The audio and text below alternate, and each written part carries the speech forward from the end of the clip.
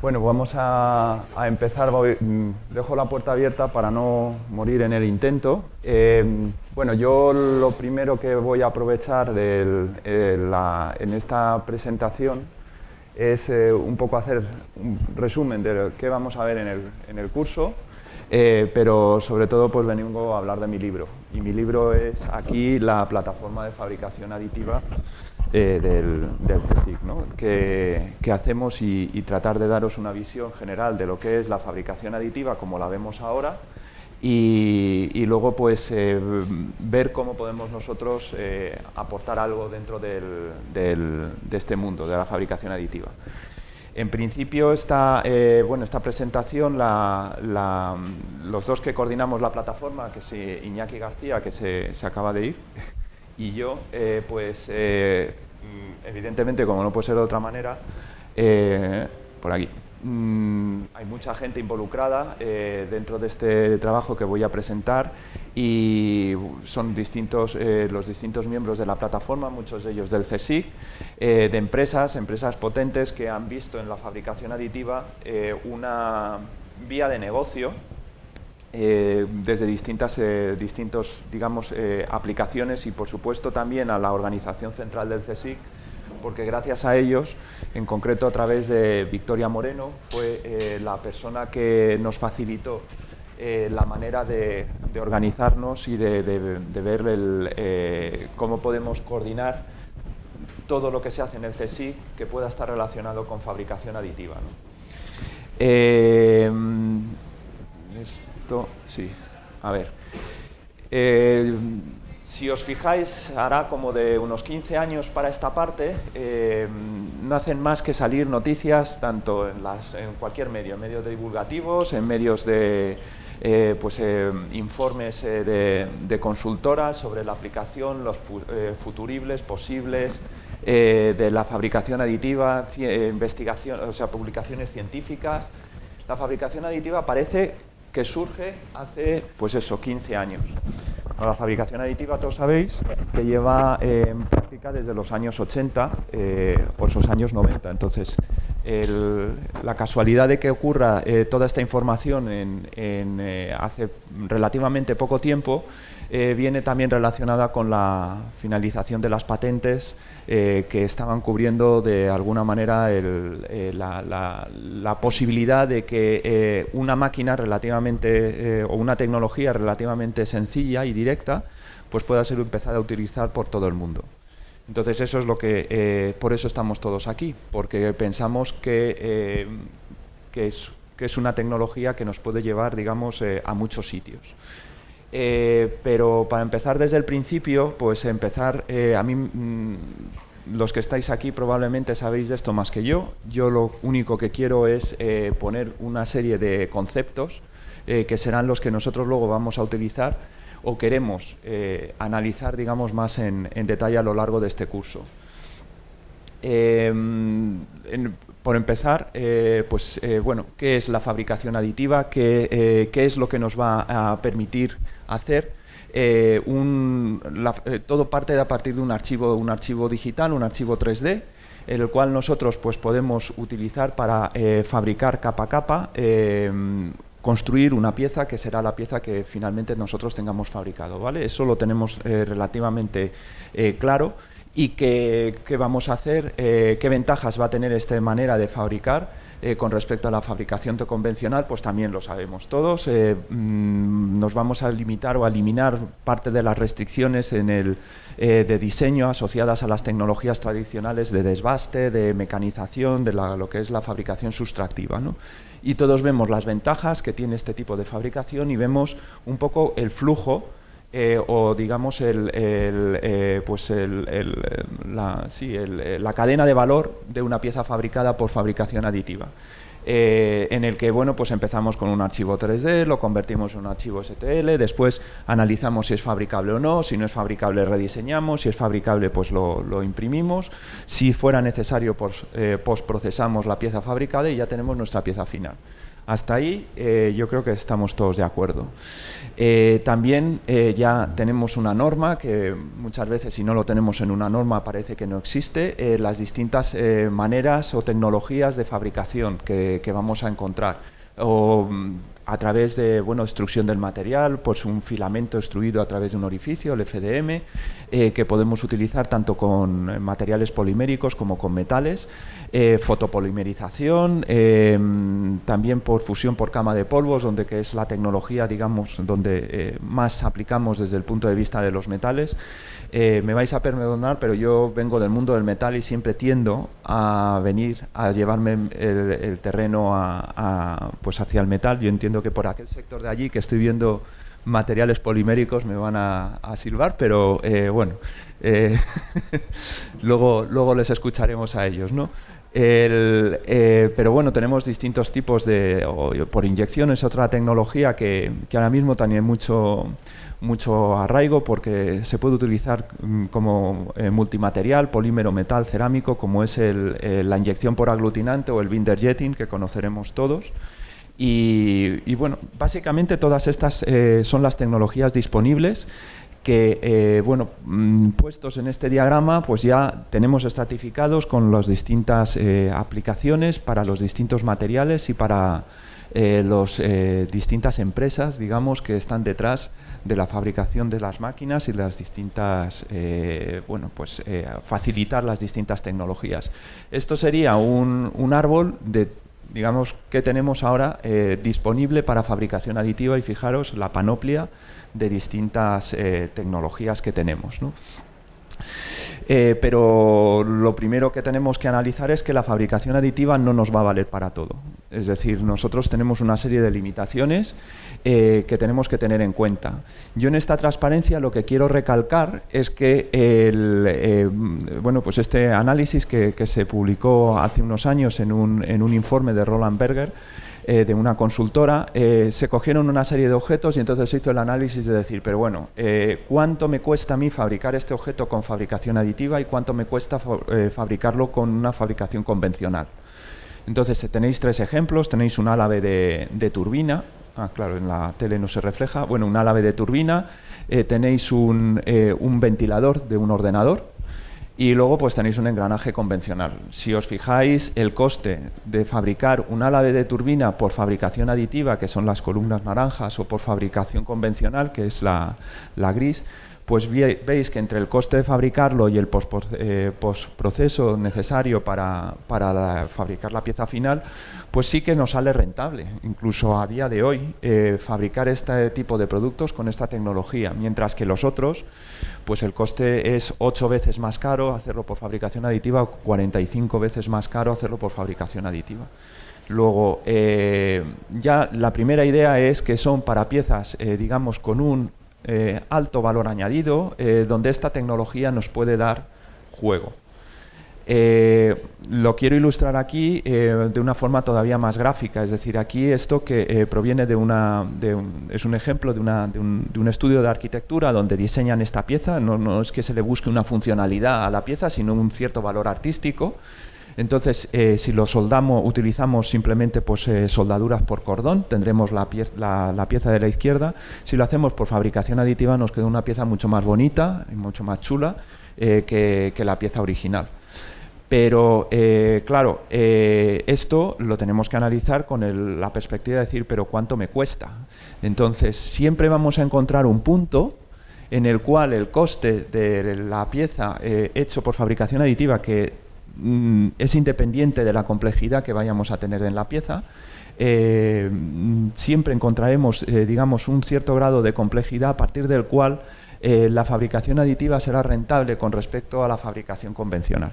Y esto ya nos da la segunda idea que tenemos, es decir, no solamente tienen que ser piezas, digamos, con un cierto valor añadido, sino que tengan una cierta complejidad. Y por supuesto que sean también piezas únicas, es decir, si nosotros utilizamos el sistema actual de producción, donde el número es tan elevado de piezas que podamos producir, el coste por unidad siempre va a ser muy alto si producimos pocas piezas, pero si producimos muchas piezas el coste será mucho más bajo. Pues aquí también encontraremos un punto por debajo del cual nos vamos a encontrar que es más caro fabricar las piezas por fabricación aditiva, es decir, cuántas unidades necesito fabricar para que sea rentable, digamos, utilizar esta tecnología, es decir, hacer piezas a la carta. Hacer piezas, digamos, donde las tiradas sean cortas, pero sean muy diferentes unas con otras. Utilizar la versatilidad de la tecnología para poder sacarle un beneficio, ¿no? Entonces, evidentemente, cuando tratamos de hacer piezas en un único proceso de fabricación que sean multimaterial. Aquí tenemos pues, dos elastómeros con distintas propiedades, unidos, fabricados de una misma manera. Utilizar este tipo de multimaterial en la fabricación sin necesidad de utilizar procesos complejos por fabricación convencional, pues también es una de las ventajas de la fabricación aditiva. Entonces, si a todo esto le sumamos el hecho de que vamos a gastar poco material, vosotros imaginaros que tenemos que fabricar una pieza con oro. Vamos a utilizar el oro como un material de referencia, como un material caro, y si yo lo utilizo y quiero hacer una pieza complicada, única, y que además sea oro y platino lo que yo voy a utilizar, pues claro, si yo tengo que partir de un bloque de una aleación de oro y platino y tengo que empezar a sustraer material, es material que, bueno, en el caso de este oro y platino lo podré reciclar, pero habrá otros materiales en los que no lo podrás reciclar. Sin embargo, cuando lo utilizas desde la aproximación de fabricación aditiva, tú vas a tener menos desperdicio de material que si lo utilizaras por la fabricación convencional. Entonces, todo esto, en este cuadro, lo que os quería poner de manifiesto es que, bueno, las ventajas ya os las he contado, también tenemos una serie de desventajas, evidentemente. Una de la primera y principal de ellas es la precisión de la pieza, es decir, las tolerancias con las que nosotros fabricamos piezas por las rutas convencionales son mayores que las que utilizamos por fabricación aditiva, y hay que trabajar en el grado de tolerancia final de la pieza. Necesitamos encontrar cuál empieza a ser rentable el proceso de fabricación utilizando pues grandes lotes de fabricación que pueda ser rentable. Otro tema, y ahí vuelvo otra vez a tirar de lo que yo conozco de los metales. Yo trabajo con aceros.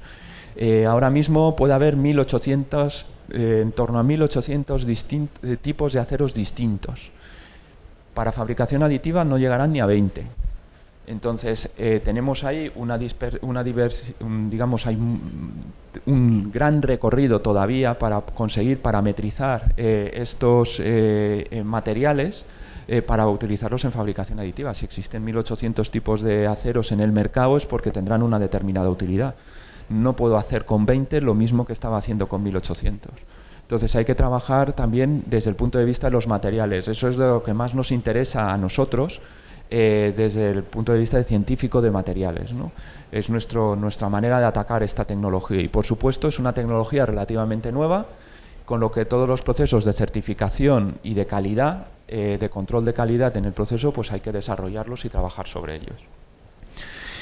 Entonces, teniendo todo esto en cuenta, todo esto que os he estado contando, ¿dónde estaría el paradigma actual en la creación y en la fabricación aditiva? Es decir, ¿dónde nos encontraríamos ahora? Aquí me gustaría que reflexionáramos sobre dónde está la madre del cordero, ¿no? en la fabricación aditiva. Y yo propongo que justamente ese punto se encuentra en lo que es el archivo digital.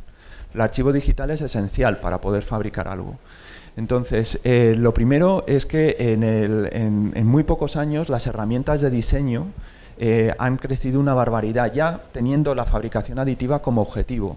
No hemos adaptado herramientas de CAD que se estaban utilizando pues a muchos para otros fines, para utilizarlas en el diseño de estos materiales, sino que incluso se han creado entornos nuevos, como pueden ser entornos PLM, donde buscas todo el ciclo de vida del producto, de la pieza que vas a fabricar. Entonces ya lo tienes en el diseño, ¿no? Entonces ahí hemos avanzado mucho y hay mucho más que seguir haciendo. Combinar este diseño de una pieza con elementos finitos, donde puedes volcar todo el conocimiento que tú has adquirido del comportamiento de un material, de una pieza en servicio, conductividades térmicas, evolución microestructural, propiedades mecánicas, comportamiento en servicio, etcétera, que tú ya lo sabes y que por medio de algoritmos matemáticos puedes predecir en el comportamiento que vaya a tener esa pieza que fabrica. Si eso lo combino con un archivo de diseño de una pieza de fabricación aditiva, pues yo podría averiguar hasta dónde, digamos, podría jugar con el diseño de la pieza sabiendo el comportamiento o la utilidad final que va a tener esa pieza fabricada. Y luego, si además digo, bueno, vale, yo puedo partir en un diseño de cero, me lo puedo imaginar yo, pero puedo utilizar tecnologías de ingeniería inversa, es decir, puedo utilizar el escaneado 3D, puedo utilizar otro tipo de aproximaciones para poder conseguir digitalizar mi modelo, mi diseño y empezar a trabajar con él. Y después, evidentemente, lo que no se me ocurra a mí, se le va a haber ocurrido a alguien seguro. Y entonces, si trabajo en entornos colaborativos, pues en el que tienes plataformas donde accedes con distintos recursos, organizaciones o acceden distintos servicios, incluso servicios de impresión. Yo no tengo por qué tener una impresora yo, me lo pueden imprimir. Y como pueden ser, pues eso, 3D Hubs o Photolabs, etcétera, pues digamos, incluir todo esto en el proceso de trabajo es también interesante. Entonces, con todo esto es con lo que nosotros, ahí va, con lo que nosotros pues vamos a intentar ver. Vaya, parece que no funciona. Esto era un vídeo que os estaba poniendo, pero no nos funciona. Pero bueno, la impresión 3D vamos a tener, digamos, donde vamos a empezar a trabajar en el diseño del archivo digital, es decir, donde vamos a encontrar cómo se integra la impresión 3D dentro del paradigma digital actual de un mundo, pues eso, en el que la reducción de barreras para la creación y difusión de informaciones del diseño y de los fabricantes es un hecho que está ahí. Tenemos una alta complementariedad entre tecnologías que además permiten desarrollar creaciones y nuevos productos, y que evidentemente el acceso a las herramientas para la creación y el diseño y la proliferación de tecnologías hacen que tengamos prototipos que sean funcionales desde el principio, con lo cual podamos analizar la pieza que vayamos a trabajar. Entonces, esto es un poco el cómo se sitúa la impresión 3D dentro del mundo digital de hoy, ¿no? Entonces, ¿cómo se integraría la impresión 3D dentro de lo que es las tecnologías digitales o lo que viene conociéndose como la industria 4.0?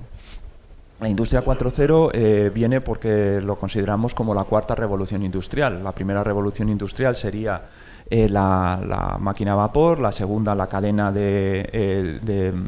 la producción en serie o la cadena de montaje, la tercera cómo se incorpora la electrónica y la informática dentro de lo que es la producción industrial, y ahora estaríamos en una cuarta revolución que en realidad consiste en la aparición de nuevas tecnologías como la robótica analítica, la inteligencia artificial, tecnologías cognitivas, también nanotecnología, el Internet de las cosas, y una de ellas sería también la impresión 3D. Todo este conjunto de tecnologías digitales es lo que configurarían ahora lo que es la industria 4.0, ¿no? Como os contaba, los que no estéis familiarizados con este tipo de análisis, este es un análisis sobre la sobreexpectación, digamos, que genera las tecnologías cuando se aparecen, ¿no? Eso es un análisis de Gartner en la que tenemos una primera fase en la que cuando aparece la impresión 3D parece que todo se puede hacer con impresión 3D, todo, vale para todo, absolutamente para todo. Te hacen un cerebro en 5 minutos, te hacen un coche en 10. O sea, se sirve para todo. Entonces, cuando luego ya empezamos a ver si con todas estas tecnologías, qué se puede hacer con ellas, entonces es cuando nos viene la desilusión. Por eso tenemos esa bajada del ciclo. ¿Por qué? Pues porque no se puede hacer todo lo que nosotros queremos hacer.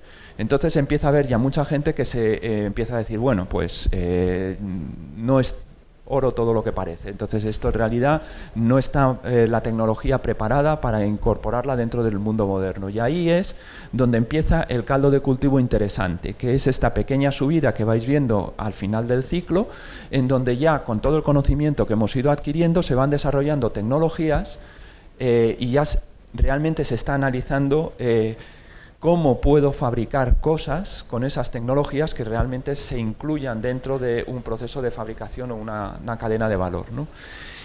Y ya cuando llegamos a ese plató es cuando nuestra tecnología está madura y por lo tanto es una tecnología que yo puedo hacer uso de ella para las distintas aplicaciones. Y como podréis observar en estos puntos azules clarito, todas las tecnologías de fabricación aditiva que conocemos o que os he mostrado antes se encuentran justamente en esa zona. Por lo tanto, sí que es una tecnología que ya tenemos implementada en el sentido de que ya la conocemos. Ahora lo que se trata es de ver cómo la utilizamos o para qué la utilizamos. Esto análisis ya llegó, se hizo bueno, en Estados Unidos hace bastantes años, en el que se hizo una reflexión profunda sobre la fabricación aditiva y desde un punto de vista de industrialización, y se llegó un poco pues, a la conclusión de este moto, que es si tú quieres realmente en un mundo globalizado como el de hoy, donde tu país no tiene una industria autosuficiente, es decir, dependes de todo el mundo, en la industria globalizada, sabéis que hay fábricas, pocas, a lo largo de todo el mundo, que fabrican un único componente con el que se distribuye a todo el mundo. Entonces, el ejemplo así más paradigmático es el del patito amarillo, que iba en el barco aquel que se hundió y que de repente pues era un barco y se distribuyó a lo largo de todo el planeta por las corrientes marinas, ¿no? Bueno, pues esto es igual. Es decir, hay una fábrica que fabrica patitos amarillos que reparte para todo el mundo. El problema es cuando o bien se rompe la cadena de suministro, es decir, ya no te llega a ti el patito amarillo, o la fábrica deja de fabricar porque se cierra. Y eso lo hemos experimentado no hace muchos años con el tema de la pandemia y lo seguimos experimentando ahora con el mundo de los chips. Entonces, eso hace reflexionar, es decir, bueno, pues evidentemente desde un punto de vista económico, ese tipo de procesos de fabricación, de globalización, es lo más barato que hay. No vamos a encontrar nada más barato. Sin embargo, vamos a depender de dónde se encuentre la fábrica y de la cadena de distribución, y tenemos que tener en cuenta otras consideraciones climáticas, de emisión del transporte.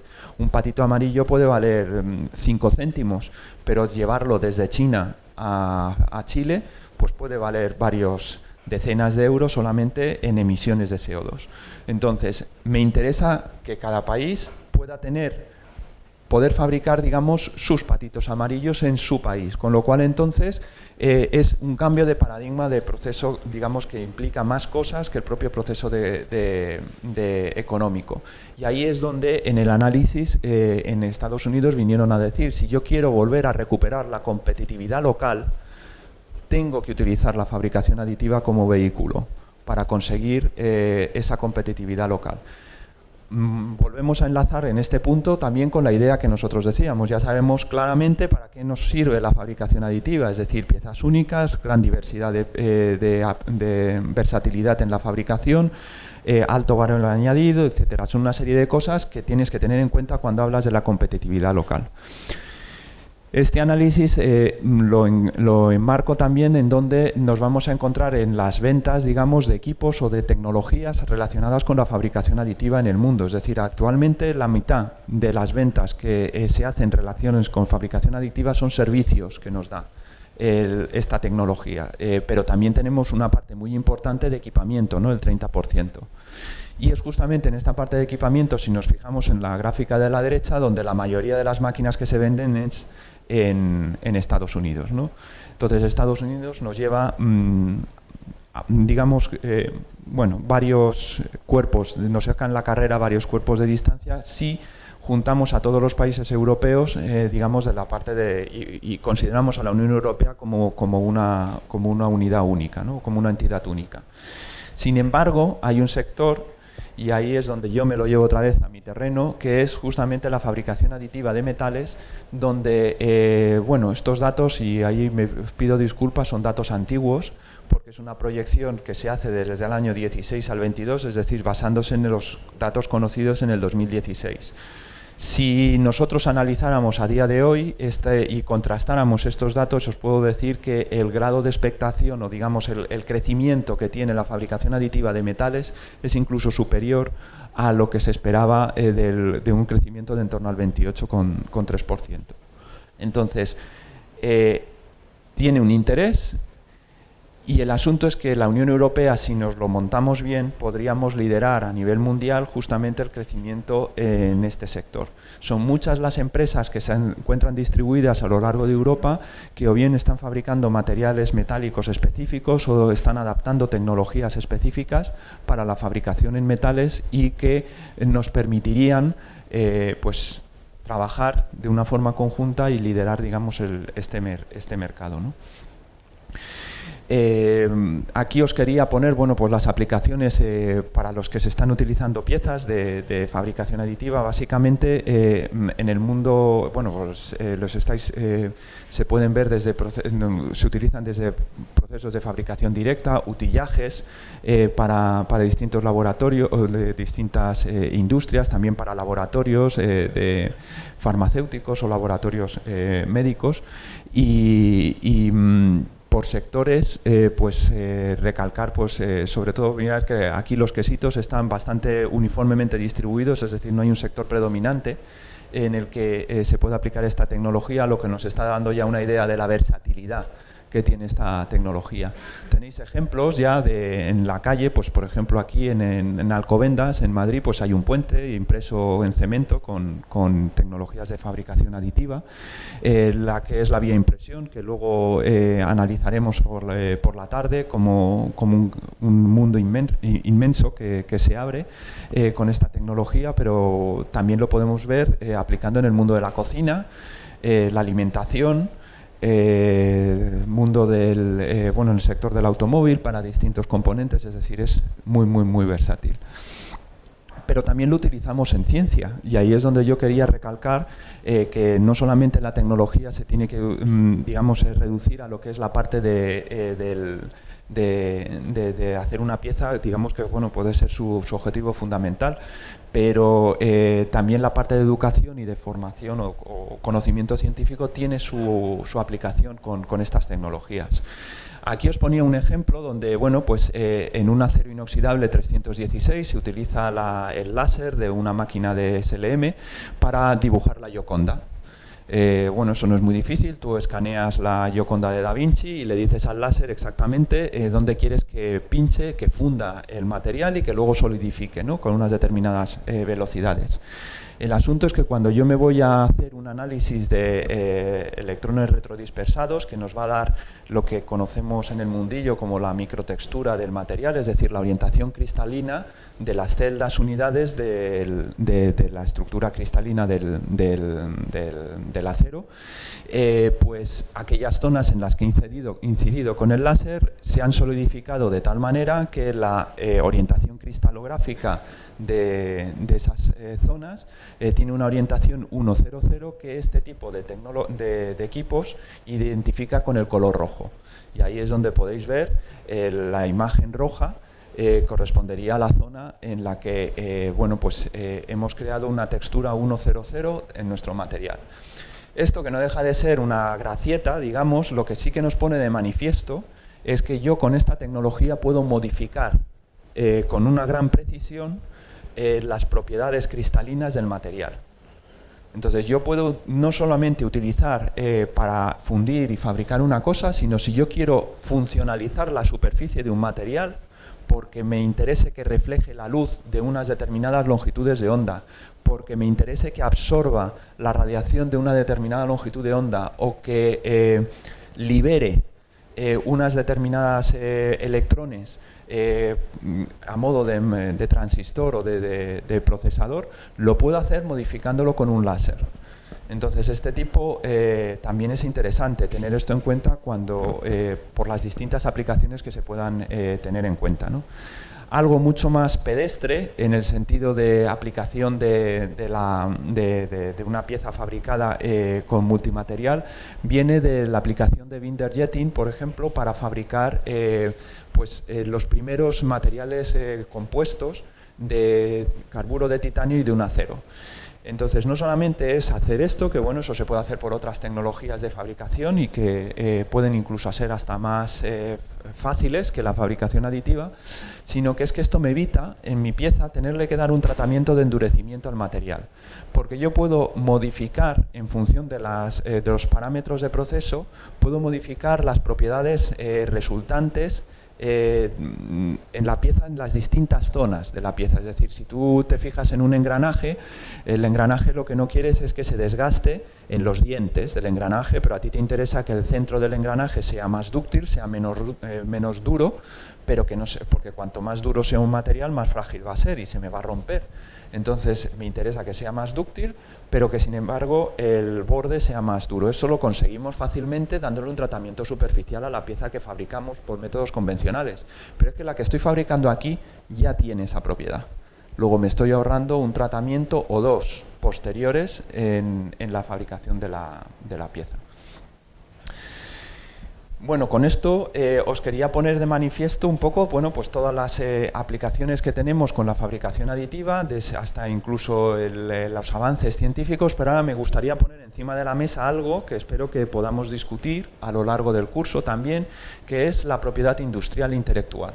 Esto hay que pensar que la propiedad industrial, las patentes, digamos, los modelos industriales y demás, no se tiene que ver como algo que impida el crecimiento, que impida el desarrollo, sino todo lo contrario.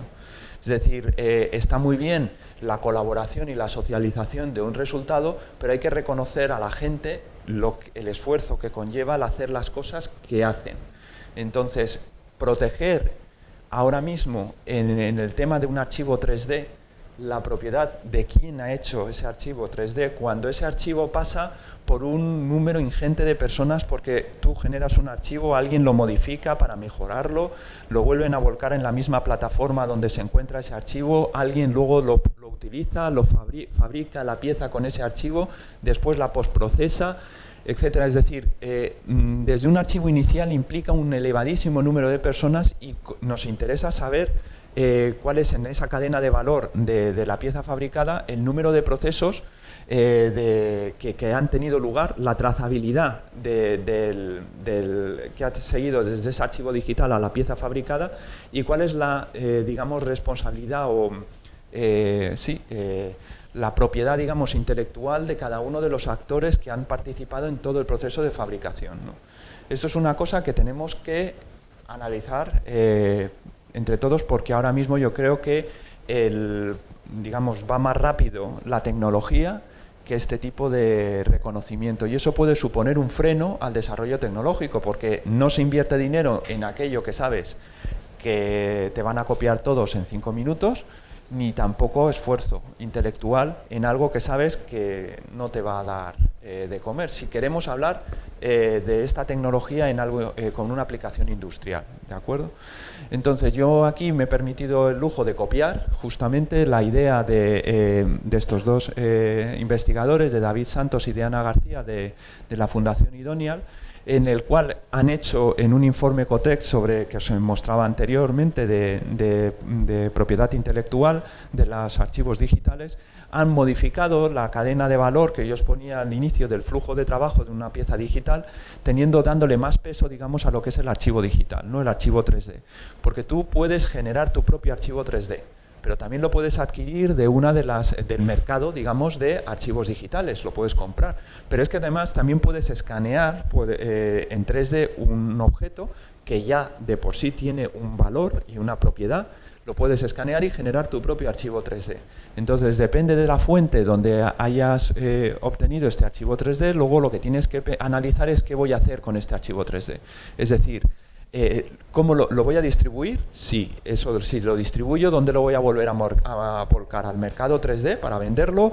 ¿Lo voy a pasar a una tercera persona para que esta tercera persona haga un uso de él? ¿O lo voy a imprimir? Y si lo voy a imprimir con mis propios medios o lo voy a facilitar a un tercero que me lo imprima. Y una vez que yo ya tengo mi pieza impresa, ¿qué voy a hacer con ella? ¿La voy a vender o la voy a utilizar para el uso privado? Es decir, eso nos cambia un poco lo que es la perspectiva del uso de lo que nosotros vamos a hacer con el archivo digital y por lo tanto con la pieza en 3D.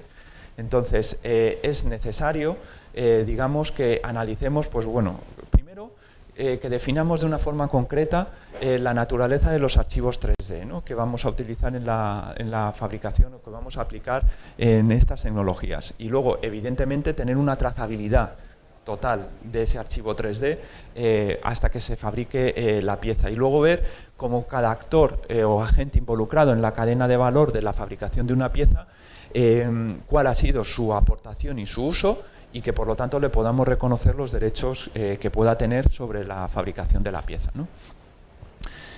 Entonces, con todo esto en la cabeza, lo que bueno, yo quería ahora hablar es de mi libro, como os comentaba al principio. Es decir, con estos trazos que os he dado un poco de cómo vemos el mundo de la fabricación aditiva ahora mismo, nosotros en el CSIC pues, os quería presentar la plataforma temática interdisciplinar para la fabricación aditiva, o FAB 3D.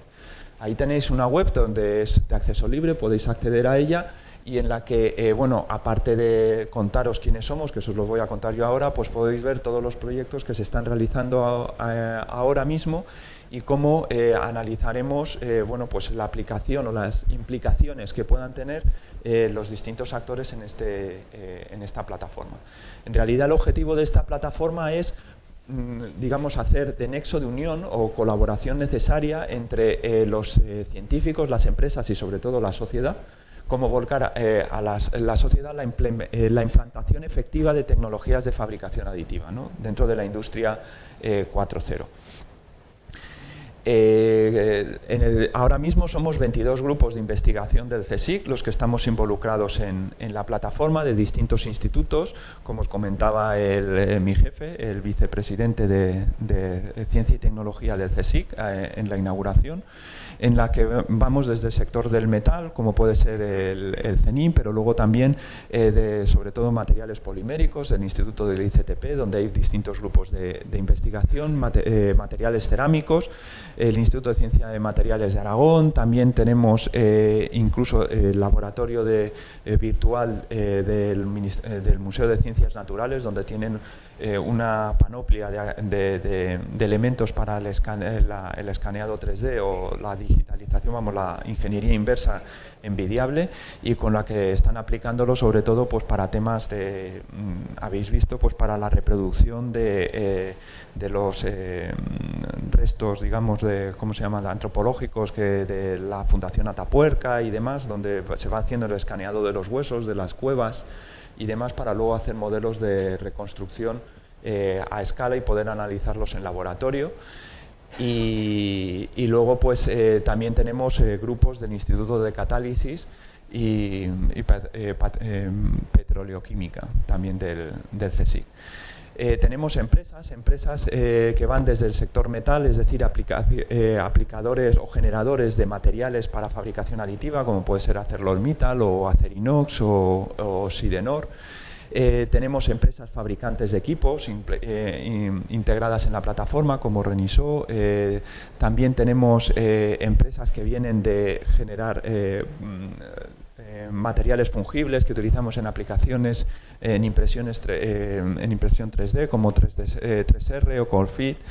Empresas tecnológicas como Adatica, Dimen, y luego también empresas usuarias como puede ser John Deere o BATS en el sector del automóvil, que bueno, pues visualizan en esta tecnología una tecnología de interés. Con respecto a universidades, como os comentaba, nosotros tenemos una de las prioridades de esta plataforma es la formación, y la formación de personal, no solamente de personal científico, sino sobre todo de personal técnico, porque la mayor demanda que nos llegan desde las empresas en la plataforma es la necesidad de obtener gente formada a nivel técnico en este tipo de tecnologías que puedan trabajar ya en planta. Entonces, en ese sentido, la alianza que establecimos con la UNED, que es una universidad que todos conocéis y que tienen unas herramientas de formación digital pasmosas, pues nos ha venido muy bien para poder generar un máster, que bueno, luego os contaré más detalles de él, de fabricación aditiva, en el que en el máster que lleva la UNED nosotros estamos integrados porque vemos este máster modular como la herramienta ideal para complementar toda la formación científica que os he hablado, ¿no? También tenemos, bueno, pues por último comentaros el que hacemos dentro de la plataforma. Eso es algo que ya hemos estado repitiendo, es decir, lo que se trata aquí es de analizar desde todos los puntos de vista los distintos materiales que vamos a utilizar, cómo son las tecnologías de fabricación, procesos de postprocesado, simulación y demás, siempre trabajando con idea de un proyecto que se integre dentro de una planta de producción, digamos, o industrial, ¿no? Y por lo tanto, pues lo que hacemos es a nivel externo, pues propuesta de proyectos y contratos con éxito para involucrar al CSIC en el desarrollo de estas, bueno, pues no mayor conocimiento, pero conocimiento aplicado, tecnologías evidentemente con responsabilidad social, siempre de acuerdo con el objetivos de desarrollo sostenible, y a nivel interno dentro del CSIC, pues identificar debilidades en las infraestructuras del CSIC para poder con respecto desde un punto de vista de la fabricación aditiva, ¿no? Nuestras actividades se han publicado en revistas de divulgación general. No sé, la Complutense junto con el CSIC tienen una plataforma de noticias que es el The Conversation, que es de acceso libre, no sé si conocéis, pero que os invito a todos que bueno, pues que la visitéis, porque de ahí se hablan de temas de actualidad. Desde pues, de la guerra de Ucrania os podéis encontrar a temas pues, como la fabricación aditiva, ¿no? A través de proyectos, tanto proyectos en marcos nacionales como europeos, y sobre todo pues toda la actividad que hemos estado realizando durante los meses de confinamiento por el tema de la pandemia del COVID, pues son asuntos que nos han llevado, digamos, a todavía darle más sentido al hecho de que exista esta plataforma. El cómo lo hacemos es porque estamos integrados en el mayor centro agencia de investigación de España. Son más de 125 centros de investigación distribuidos por todo el ámbito geográfico nacional. Gestionan grandes infraestructuras, desde los buques oceanográficos hasta también pues aceleradores de partículas o incluso sincrotrones en colaboración con la Comisión Europea en Barcelona. Y bueno, pues a partir de la infraestructura que nos facilita el CSIC, pues se crean una serie de PTIs, de plataformas, en total 30, y dentro de divididas por distintas áreas, energía, materiales, salud, y dentro de la de digitalización es donde encontramos la plataforma de fabricación aditiva. Pero sobre todo el por qué, digamos, por qué existe esta plataforma es lo que más nos interesa, o por lo que yo traigo esto a este curso, ¿no? Porque toda esta interconectividad entre los grupos del CSIC y las empresas que forman parte de la plataforma tienen que ir, digamos, enfocadas a abordar retos importantes en nuestra sociedad. Entonces, nosotros hemos abordado dos retos aquí.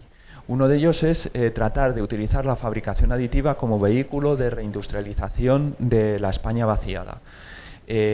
Por otro lado, tenemos el reto de, bueno, pues el de formación que hacemos en alianza también con la UNED, como os comentaba antes, que es este máster, que ya estamos en nuestra segunda edición de fabricación aditiva, que es un máster modular, lo que implica que vamos a tener formación para distintos tipos bueno, pues de estudiantes, ¿no? Desde formación de nivel técnico hasta formación para doctorado.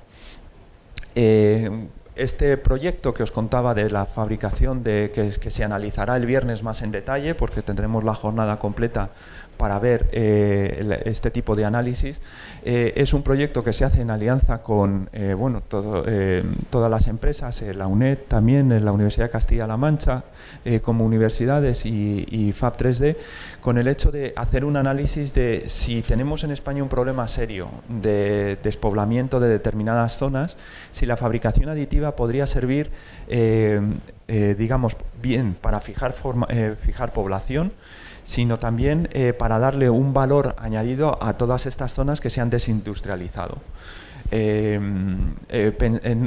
Abordar este tema no es un tema sencillo. Nosotros hemos elegido como 2 zonas en España para hacer 2 pilotos del análisis. Entonces, el Instituto de Políticas Públicas, el IPP, es un instituto de investigación del CSIC, está realizando o está desarrollando una encuesta que nos permita valorar una metodología para romper las barreras que tenemos para implementar la fabricación aditiva en estas zonas. Es decir, a todos nos viene a la cabeza el decir, mira, pues oye, qué bien, qué interesante.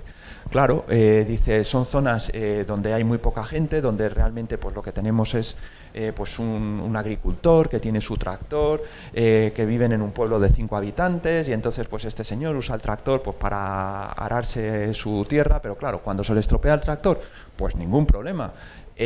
Al lado del cobertizo donde guarda el tractor, nosotros le ponemos una impresora 3D y que se fabrique las reparaciones de las piezas. El agricultor con su tractor. Evidentemente esto no funciona así.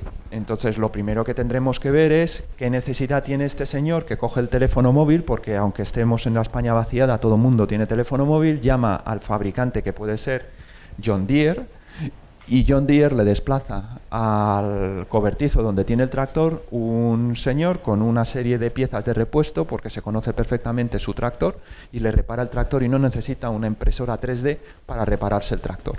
No va por ahí la idea. La idea es hacer fábricas móviles como las que tenéis abajo, que se pueden meter en un contenedor de camión, y que tú vas a desplazar, por ejemplo, a cabeceras de tu comarca, y basándote en la versatilidad que tiene esta tecnología, pues lo mismo estás arreglándole una pieza de un tractor como estás haciendo un utensilio de un señor que tiene una fábrica de recuerdos cerámicos o cualquier cosa, y que puede utilizar pues para, se le ha roto cualquier cosa y que puede necesitar reparar. Entonces, pero es que tú esto te lo puedes llevar a un sitio, digamos que ha ocurrido un desastre, ha venido un volcán en La Palma, cosa extraña, en las Canarias, que venga un volcán, y entonces, oye, hay que reparar cosas in situ, y tú no tienes esa infraestructura para poderlo hacer. Tú puedes desplazar esto allí, y lo puedes utilizar allí. De manera que lo que se trata es de analizar qué tiene que tener esta fábrica, qué tecnologías tiene que tener esta fábrica en base a donde digamos, el scoop que quieras cubrir. Y luego, evidentemente, la gente, si yo quiero que esto tenga una utilidad, la gente tiene que tener una formación en fabricación aditiva. Y ahí es donde enlazas con la formación del máster o con formaciones equivalentes. Para eso hay universidades involucradas en este proyecto, porque hay que analizar qué tipo de formación tienen. Si yo quiero fijar población, cuando un señor nace en un pueblo y decide qué quiero hacer cuando me ponga a trabajar, si yo quiero que vean en la fabricación aditiva una posibilidad de quedarse en su pueblo, tendrán que tener una formación en fabricación aditiva, que luego puedan utilizar esta tecnología. Entonces, ese es un poco sobre lo que va el proyecto. No es tan sencillo como llegar y colocar una impresora 3D a su utilidad, ¿no? Con lo cual, no sé cómo voy de tiempo, me habré pasado, seguro, pero...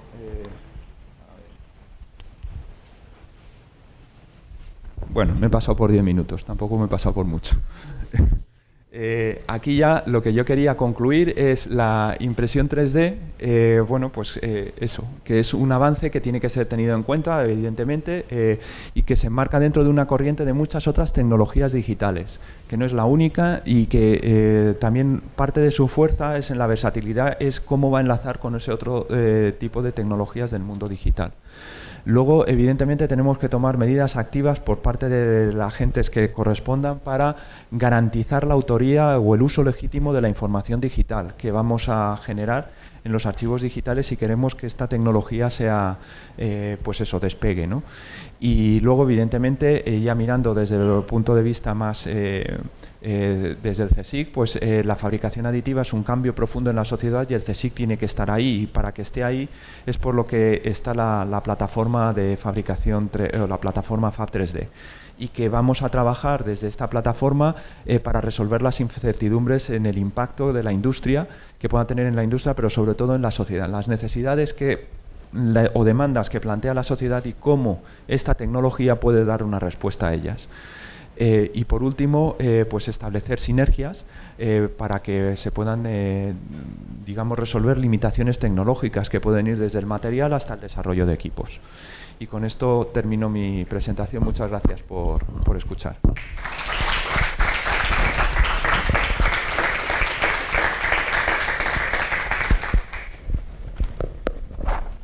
Pues yo no sé si ahora hay un turno de preguntas o esto cómo lo... Sí. Pues alguien que... Uy, pues aquí veo muchas manos levantadas. Sí. Hola, Carlos. Súper interesante la charla. A mí me ha llamado la atención un dato que has apuntado tú, que conoces bien el mundo del metal. Has indicado que hay como 160, 180 tipos de metales, pero a día de hoy en aditiva, que también conoces muy bien, se están trabajando como 16 o 18, ¿no? Un 10%. Sí. Me gustaría conocer tu opinión. ¿Cómo lo ves? Es decir, si crees que, a ver, el 100% de los metales, yo creo que no va a ser posible trabajarlos en aditiva, pero si crees que habrá metales que ya de las 7 procesos de fabricación aditiva que nos has enseñado antes, ya hay alguna forma de fabricar, pero no se ha investigado suficiente con esos metales, es cuestión de tiempo, o habrá metales que habrá que inventar una tecnología para que se puedan fabricar en aditiva, o no se podrá nunca fabricar con algunos metales en aditiva. Pues, bueno, la pregunta es muy interesante porque esa es la pregunta que nos hacemos todos los que trabajamos en esto. Es decir, efectivamente, yo también pienso que no va a haber tantos metales para aditiva como puede haber para otro tipo de tecnologías, pero es que a lo mejor no es necesario. El asunto es que son muchas tecnologías de aditiva y que hay metales que podemos utilizar por una tecnología porque habrá otras tecnologías que no sean lo suficientemente buenas. Eso también nos da versatilidad a la hora de fabricar, porque el método convencional de utilización de metales, que es fundo un metal y después mecanizo la pieza, implica mucho coste de pérdida de material. Entonces yo creo que el trabajo consiste en no centrarse en una tecnología de aditiva, sino en pensar un poco qué piezas de metal voy a necesitar y qué tecnología sería la más adecuada, y entonces desarrollar otro tipo de tecnologías que a lo mejor no pasan por parametrizar el metal, sino, pues yo sé, tengo en la cabeza el binder jetting, por ejemplo, y entonces dices, a lo mejor lo que se trata es de encontrar algún aglutinante que sea fácil de eliminar, que después en los procesos de compactación no tenga muchas pérdidas dimensionales, y que pueda utilizar en metales pues que va a ser muy difícil procesar con un láser, tipo cobre, aleaciones de cobre u otro tipo de aleaciones, efectivamente. Pero es un camino, en el instituto nuestro, yo creo que la parametrización, introducirte en la técnica y ver la cantidad de diversidad que puedes encontrar en el metal en un único aleación metálica, jugando con los parámetros de fabricación, también abre una perspectiva más amplia. Por lo tanto, no es necesario. A lo mejor hay cosas que tú cambiabas la aleación cuando lo fabricabas por métodos convencionales porque necesitabas darle mayor dureza a la pieza o cosas así, y sin embargo a lo mejor aquí basta con cambiarlo en parámetro de proceso, y eso pues también es muy interesante. Sí, yo creo que sí. Había por ahí más, sí.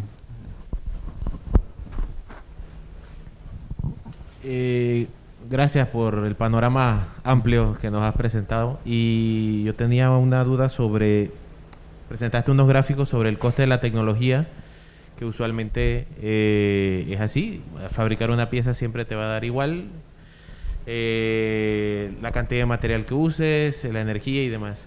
Pero ¿no consideras que esto también podría ser un reto dentro de la fabricación aditiva a futuro, no solo en metales, sino también en polímeros y demás? Que el coste de esta fabricación puede llegar a ser, o pueda llegar en algún momento, en esta perspectiva futura, de disminuir y puede ser accesible para que cualquier industria pueda adaptarla a sus condiciones de fabricación. Evidentemente, claro. Cualquier industria tiene el recorrido de disminuir costes, y en la fabricación aditiva el coste de producción, teniendo en cuenta pues el valor de la materia prima y la energía que utilizas, evidentemente, yo creo que sí. Tiene que trabajar, pero todas las tecnologías de aditiva tienen que trabajar en esa dirección. Sí que quería yo poner un poco en valor, si tú al final haces estas gráficas que estaban pensadas entre el valor final de la pieza, teniendo en cuenta todos digamos, los costes de producción. Unitario. Unitario, efectivamente. Pues hay que pensar en otra estrategia. O sea, si vosotros tenéis conocimiento de lo que es la pulvimetalurgia, es decir, la metalurgia del polvo, que utilizamos el polvo como materia prima, polvo metálico, para luego utilizar, pues, fabricar una pieza por compactación y demás. Este polvo metálico es la materia prima también en fabricación aditiva. Entonces, sí que hay proyectos en marcha en los que tú estás reciclando, separando. A ver, el problema que tenemos ahora mismo en los metales, pero en cualquier material, y no te cuento cuando empecemos con materiales, con piezas multimaterial, es cómo lo reciclo. Si yo antes tenía un acero que es hierro y carbono y ya está, y recuperaba el hierro, o una aleación de aluminio o silicio y tenía 2 elementos, cuando ahora me meto en aleaciones que pueden tener 27 elementos o 28 elementos de aleación y los tengo que separar, cuando luego reciclo es un proceso complicado. Pero en ese proceso, el generar materia prima para fabricación aditiva es algo que se está haciendo ya. En mi centro hay un proyecto de reciclado de baterías de coche, en el que las baterías de coche, bueno, pues el litio es un metal que a día de hoy, como se pongan en marcha todas las expectativas de vehículos eléctricos que están ahora mismo viendo en los medios y de electrónica, que vemos, no hay litio en el planeta para poder generar todas esas baterías. Entonces, evidentemente, pasamos por el reciclado del litio. Pero es que el litio no viene solo. Entonces, tú tienes que separar el litio. Entonces, ¿qué haces con el resto de material que no es litio? Pues tú lo puedes separar y puedes utilizarlo como materia prima para fabricar aditiva. Cuando tú tienes un metal y un polímero, el proceso de separación no es muy complicado. Pero cuando tienes 2 metales, el proceso de separación ya es más complicado. Entonces, el cómo reutilizas ese material, o sea, es una de las críticas, lo habéis oído en la inauguración también, porque eso es algo que está en boca de todos, que, bueno, vale, el grado de reciclabilidad de la fabricación aditiva es algo cuestionable, porque sí, generas mucho desperdicio de un material que es difícilmente reprocesable, pero no es así. Es decir, ahí es donde tienes que trabajar para disminuir el coste también. Es decir, yo puedo disminuir el coste de mi materia prima reciclando el propio material de desecho que tengo en mi proceso de fabricación. Y yo ahí he disminuido el coste. Y también he disminuido el coste energético por unidad. Entonces, son estrategias que evidentemente es encajar distintas piezas para conseguir disminuir el coste. Pero lo que yo creo que es básico es que no tratemos de simular lo que hemos hecho en la fabricación en un proceso industrial convencional con fabricación aditiva. La fabricación aditiva no está para emular lo que hemos hecho con otras tecnologías que ya están muy establecidas, sino para encontrar caminos alternativos. Entonces está muy bien que hagamos ese análisis de reducción de coste, pero lo que yo no me tendría que preguntar es, bueno, ¿y cuánto me costaría fabricar una pieza de un álave de turbina, como yo os ponía ahí, por procesos convencionales? Es que por procesos de fabricación aditiva, con las tecnologías tan prehistóricas, digamos, como podíamos tener en el año 16, y con el coste del material en el año 16, era ya más barato que por el proceso convencional. Entonces, lo que se trata es idear nuevas rutas de obtención de productos, no tratar de emular con fabricación aditiva algo. Eso es una cosa muy humana. Es decir, si sabemos fabricar cosas con una... ¿por qué voy a inventarme otra manera de fabricar lo mismo? Entonces, ahí hay que trabajar, ¿vale? Sí.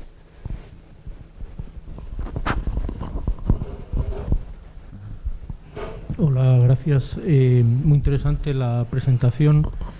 Yo te quería preguntar un poco, no por la investigación, sino más bien por el punto de desarrollo. Bueno, has comentado, por ejemplo, que la polimetalurgia efectivamente está establecida y gran parte de lo que se gasta es en producir el polvo, Sí. Con atomización, etcétera. Pero su idoneidad en los procesos de fabricación se sitúa en los centenares de miles de piezas, como bien conoces, y con geometrías muy simples. Claro, tú aludes a que el polvo ya se hace, efectivamente. Has puesto énfasis en quién está participando y, por ejemplo, he visto a ArcelorMittal ahí, ¿no? Que hacen básicamente aceros, aunque supongo que hacen otras aleaciones más complejas.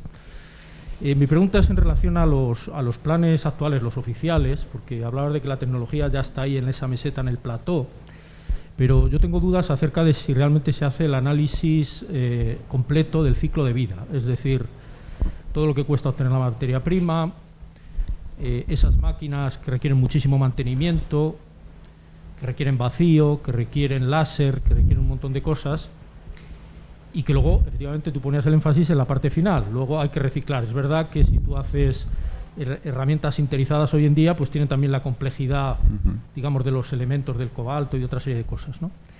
¿Realmente se está haciendo un análisis de ciclo de vida? Estoy hablando porque, claro, se trata de promocionar la tecnología, pero la cuestión es que tú hablas de que ya está en el plató y de que ya es competitiva y está en el punto, digamos, de implementación industrial. Yo tengo mis dudas, porque creo que no se hace el análisis, es decir, las empresas tratan de vender máquinas y tratan de empujar la tecnología hacia adelante, pero tengo serias dudas de que se haga, y si ha habido algunos intentos, pues no salen las cuentas de cuál es la energía, la huella de carbono que se utiliza y todos los problemas asociados alrededor. Aparte de que la rentabilidad económica está muy... Ha habido proyectos, por ejemplo, y tú lo conoces, del tema europeo de hacer recambios para aviación, ¿no?, in situ en los aeropuertos, y probablemente incluso eso se ha encontrado con dificultades. O proyectos militares que también conocerás, también logísticos para llevar piezas de recambio. Entonces, mi pregunta va a programas oficiales. ¿De verdad se está haciendo un análisis en ciclo de vida?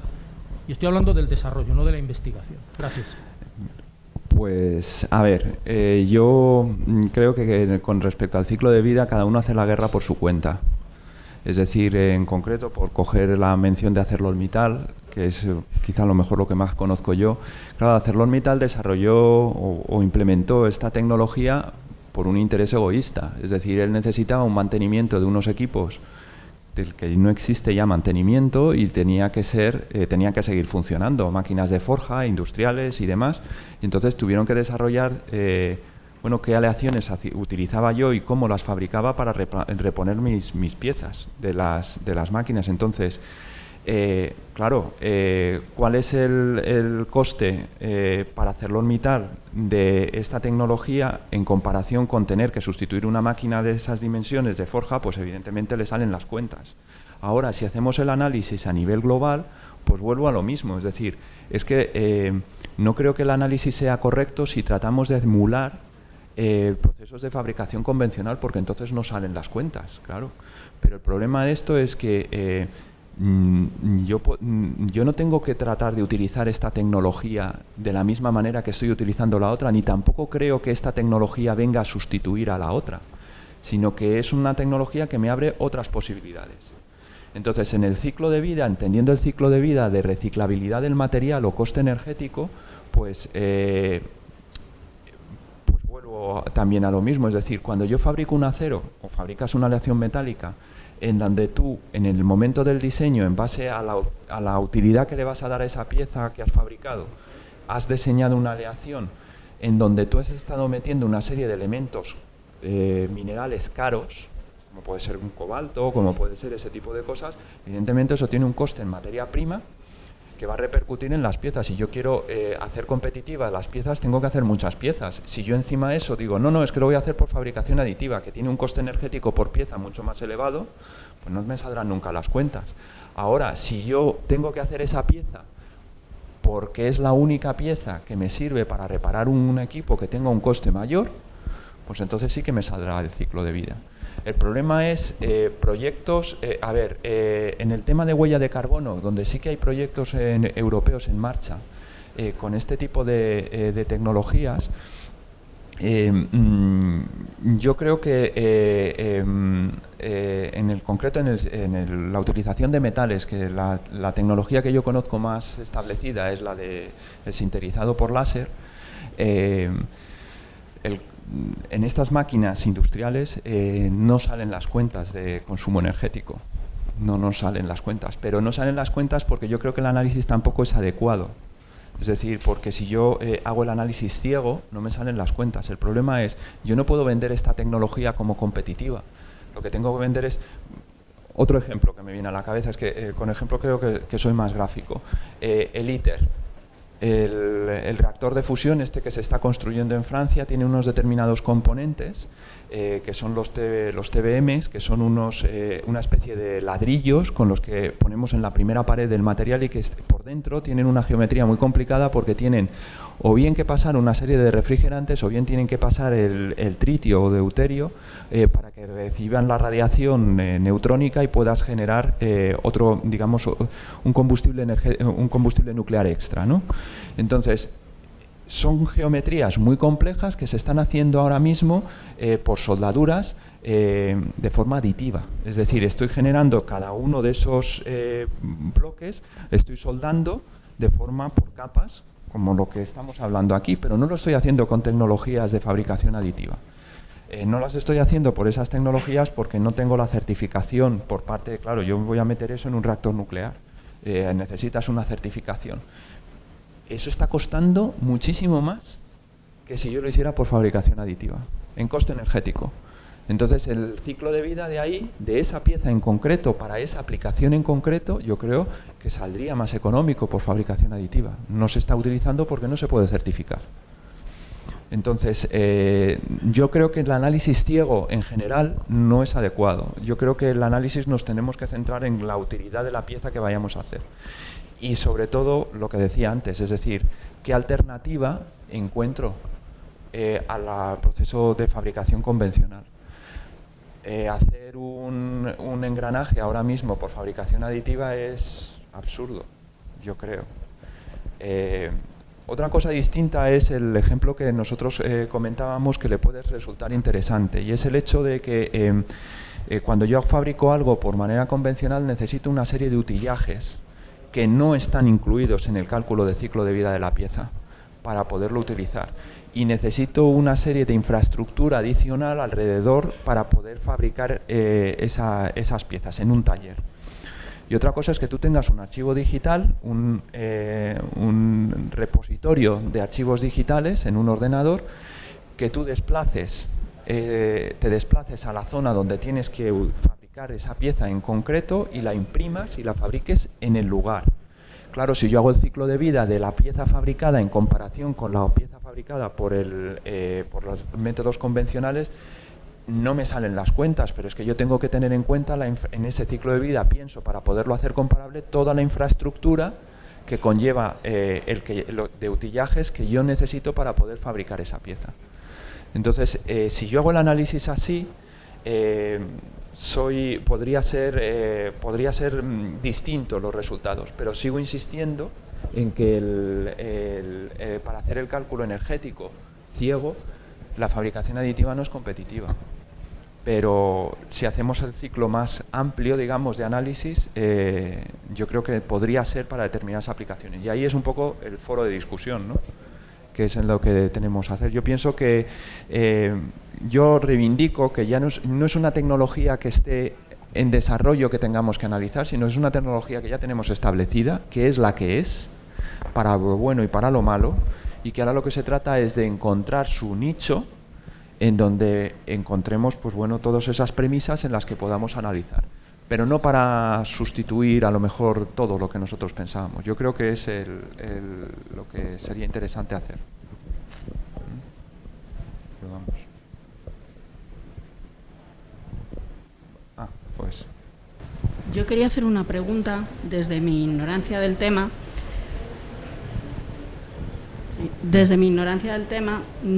Porque yo no soy ni ingeniera ni me dedico a esto, pero sí que desde el campo de vista o desde el punto de vista de la rehabilitación, que es en el que yo trabajo, pues me gustaría saber si conoce algún sitio, algún centro que esté trabajando en ayudas técnicas, pues para miembros superiores o para exoesqueletos o de cara pues un poco al campo más aplicable, ¿no? Y no tanto. Vale. Bueno, yo luego a lo largo del curso contaremos con la participación de una ONG de Ayúdame 3D que se dedica justamente a distribuir estos miembros, digamos, en países en África que puedan necesitarlo, ¿no? Hacerlos accesibles, pero yo creo que a su derecha tiene 2 personas que trabajan en la empresa Domotec y en el Instituto de Ciencia y Tecnología de Polímeros, donde después esta tarde, lo creo, en la mesa de redonda nos contarán mucho de las aplicaciones, y una de ellas podría ser, son aplicaciones médicas, y una de ellas son justamente esto. Entonces yo creo que ellos sí que les pueden dar soluciones, entiendo Domotec sobre todo, soluciones técnicas específicas al problema que se pueda plantear. Pero sí que es uno de los motivos, o digamos, donde mayor arraigo tiene la fabricación aditiva en este tipo de prótesis. Nada.